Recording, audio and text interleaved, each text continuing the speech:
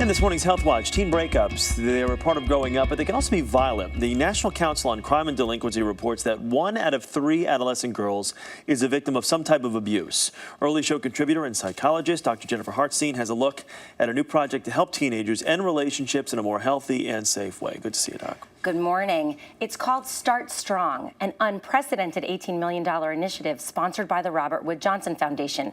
The goal, to teach teens how to break up without breaking down. We would argue about silly things. The reason for the breakup was not respecting my wanting to be alone.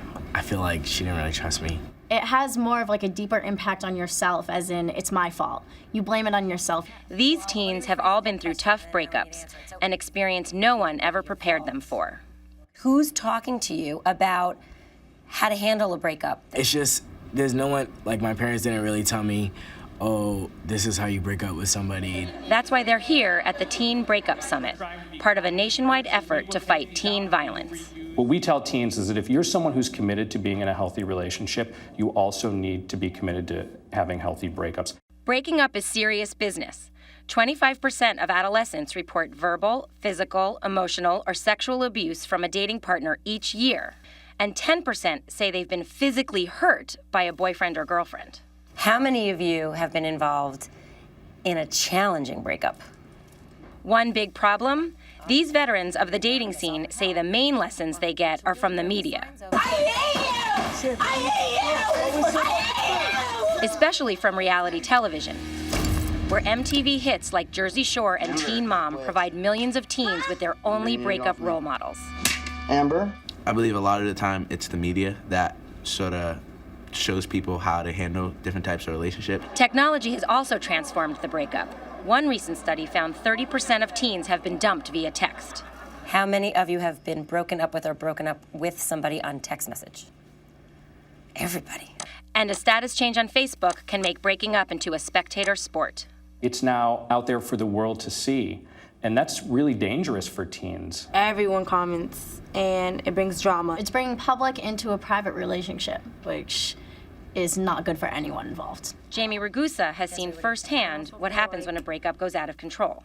She was so friendly. She was great. A former schoolmate of hers was stabbed to death a month after she broke up with her boyfriend.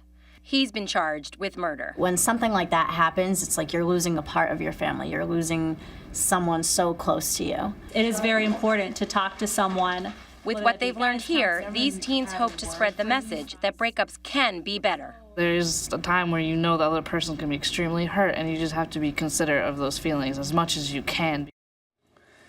These numbers are staggering. 1 out of 3 girls a victim of some sort of abuse. Yes. Adolescent girls, I mean, kids at this age, come on, where are they learning? Is it just reality television? Is that where they're getting their tips from? Well, it's a combination of a lot of things. And talking to these teens, it's reality television, and they're not going to the adults in their life to get any other information. So their parents aren't giving them information. Other trusted adults aren't talking to them. So they're looking at what they have access to, and most of the time that's the reality television. And the way people are breaking up with one another. I mean, we've come a long way since Sly Stallone broke up with someone via FedEx. Now they're doing it via text, and you said from a face-to-face standpoint, it doesn't even happen with these kids. It doesn't happen with these kids. We asked them, you know, how many of them have broken up via text. All of them said yes. 2 said they've broken up face-to-face. And the truth is, that's still the best way to do it. And it's not just teenagers. Adults also are breaking up via text, via email, not getting on the phone, not having direct communication. We know that that's really the most effective and best way to have a conversation about what it is face-to-face, because you get the nonverbal cues and you can really understand how people are feeling. I mean, doing it over the phone is bad, and they're not even doing that for the most part. So what advice would we have for kids? First and foremost, do not take your cues from reality television. Exactly. Is it go to your parents? Is it what is it? Well, it's a combination of 2 things. We want them to go to trusted adults, but they need to know that the trusted adults aren't going to come back at them and punish them for something they might have done. So for adults in these kids' lives, they need to be open, start a dialogue early. They need to figure out how to talk to their teens about this stuff. The teens need to think about, who can I go to if it's not my mom and dad? Who's someone older than my friend who's also 15 or 16, getting the same information that can give me different information and help me figure out something different? It's bothersome, though. It's really scary, and the fact is that it's happening more and more and more. These kids aren't learning how to have any healthy relationship. The great thing about Start Strong is they're teaching kids how to have healthy relationships in middle school. That's where it needs to start. All right, Dr. Jennifer Hartstein, thanks. Good to see you this morning. Thanks, Chris.